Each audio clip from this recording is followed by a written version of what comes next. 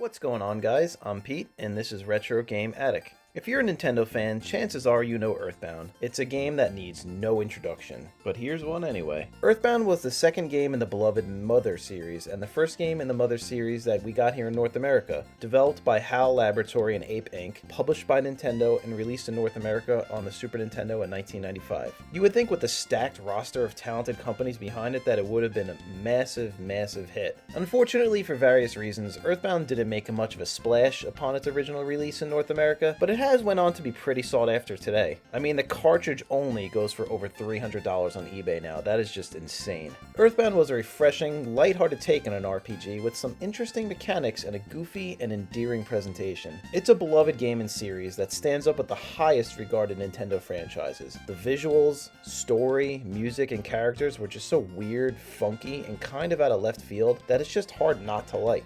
Aside from the main character Ness and a few other characters and item appearances in the Super Smash Bros. Series, EarthBound has been somewhat neglected in the West by Nintendo throughout the years. However, Nintendo was kind enough to localize and release EarthBound Beginnings, which was the first game in the Mother series, worldwide on the Wii U and Nintendo Switch Online in 2015 and 2022 respectively. There was even some EarthBound Beginnings merch offered through My Nintendo to coincide with the Nintendo Switch release as well. So how does this esteemed Nintendo franchise relate to a Nintendo 64 Bass Fishing game? Well, before I make that connection, let me set the stage for the state of fishing video games in the late 90s and early 2000s. They were everywhere. Sega had the awesome arcade-style Sega Bass Fishing and Sega Marine Fishing games on the Dreamcast, with a few fishing controllers released for the console as well. There were Bass Hunter and Bass Masters 2000 games on the Nintendo 64, the Real Fishing series games by Natsume were on the PlayStation and Dreamcast, and there were plenty more that I won't go into. And here we have Shigesato Itoi's Bass Fishing #1. Who is Shigesato Itoi? Was he some,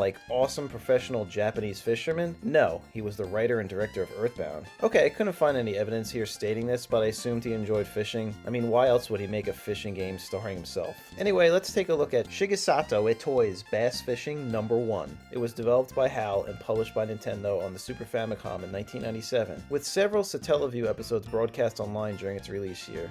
Considering the game was released in 1997, it would have been a very late release in North America, and its visuals are pretty legit considering the hardware. A definitive edition of the game was released on the Nintendo 64 in the year 2000 exclusively in Japan. Since it is the definitive edition, this is the game I'm going to focus on today. The game was very popular in its home region, and Nintendo printed an abundance of copies that didn't sell, so it could still be found for pretty cheap today. The game takes more of a fishing simulator approach rather than arcade style. You play as Mr. EarthBound himself, Shigesato Itoi, as you catch fish and compete in various fishing tournaments, all conveniently located on the fictional Akahoshi Lake. You interact with a host of fun animal characters that seem right at home in a Nintendo published game. As with most other fishing sims, the goal of the game is to catch the most and largest fish, with the over 80cm bass being the most sought after fish in the game. Factors such as the fishing lure you use, the time of day, your location within the lake, the weather, as well as water depth and temperature play a role in how successful your fishing haul will be. Another cool feature of this game is being able to explore the surrounding terrain. You simply bring up your map screen with the push of a button, and suddenly you're transported to the clubhouse or the item shop. You can even get up close and personal with a tree if that's your sort of thing. There are also additional competitions in the game, such as quizzes, but I don't read or speak Japanese, so I'm kind of toast in that scenario. Speaking of that, since the game and menus are kind of text heavy, it can be difficult for a non-Japanese reading person to navigate, but I was able to stumble through them and sort of figure it out. There is also a small animal face situated at the top of your screen that smiles or frowns based on if you're doing something right or wrong, which is a super valuable visual indicator. The visuals are your standard fare for the N64 with good use of color. The water texturing is quite nice for the console, and I especially like how the N64 trademark fog is put to good use in the distance, since fog can actually be found on lakes, so it does make sense. The music is fitting for a fishing game. It's pleasant and relaxing and fits the game's overall chill mood. I don't think some high energy bangers would belong at all here. North America had an N64 fishing rod controller made by Mad Cat known as the Rumble Rod, and it supported just a few games. However, Japan had an exclusive fishing rod controller known as the Suricon 64, which is the combination of the words fishing and controller. It was made by ASCII Corporation and was created under Nintendo's guidance, specifically for the definitive edition Shigesato Itoi Bass Fishing game, and was released right alongside it. I never got my hands on a Suricon 64 controller, but I assume that it's quality, given that it had Nintendo's blessing, and since ASCII is also responsible for the awesome Super NES Super Advantage controller. The Suricon 64 has that first-party controller aesthetic with its gray plastic resembling the official original gray N64 controller color. It lacked L buttons and a directional pad, but it did have built-in vibration and featured a rod and reel design to mimic the feel of using a real fishing rod. The controller's degree of vibration varied upon the weight of the fish detected, and it had a built-in accelerometer that mimicked casting and retrieving. Nintendo must have really believed in this game to be involved with a controller specifically designed for just one game. I couldn't find much regarding merchandise for this game. There were 2 Japan National Satellaview contests hosted in 1997 for the Super Famicom version that Shigesato Itoi actually competed in. The contests were split into 2 divisions, with the prizes being collectible, hand-painted, exclusive prize lures, as well as stickers given out to the top 100 participants. I found the lures on an auction site, and it would be interesting to see how many survived until today. There was another Japanese contest associated with the N64 Definitive Edition game in 2000. The contest was a joint venture between Nintendo and Famitsu Magazine, whereby the prizes were Suricon 64 controllers, various branded clothing, and more prize lures that can be obtained via mail away. So the real question is, should you go out and go buy the Definitive Edition as soon as possible? If you're a hardcore Nintendo collector or an EarthBound fan and can get it shipped from Japan for less than 20 bucks, I say go for it. I don't think you'll get $20 of enjoyment out of it unless you can read Japanese, but if you give it a little bit of time and pay attention to the visual cues, it is fun to mess around and just check out the visuals and overall vibe of the game. I especially find it pretty cool that the Definitive Edition has its very own purpose-built controller. So if you're clamoring for a retro fishing game that's easy to get into, the Sega Bass Fishing or the Sega Marine Fishing games are seriously top tier. While not as immersive as Shigesato Itoi's Bass Fishing #1, they have a lower learning curve and are less of a time commitment,